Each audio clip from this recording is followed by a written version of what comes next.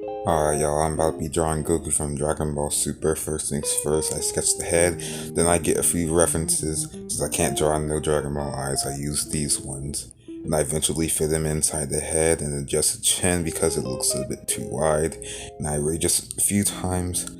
Next thing after that, I start shaping up the head a little bit to fit the size, and I go to Google and look for a reference again, and I choose to do the Super Saiyan blue hair, which is apparently a lot different because the first time I drew this hair, it looked like the Super Saiyan hair. So I looked up on Google to get a reference, and I start reshaping it and fit it in with the head. Next thing you know, I start doing the body, which I can always do, and I start doing the muscles, doing the ripples for the shirt, and doing the chin and head and stuff with the redraw on the next layer. Next thing you know, I start doing the shirt over again with the new layer, and I start the color.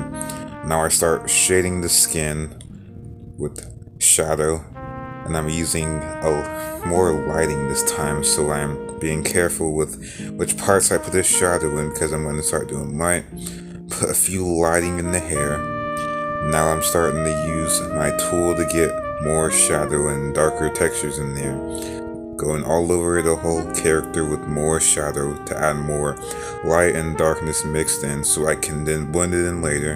And now I'm adding in more lighting, adjusting the opacity of that character, and that's when I start to do my blending and blurring. And I start flipping around, checking for it, making sure it looks good.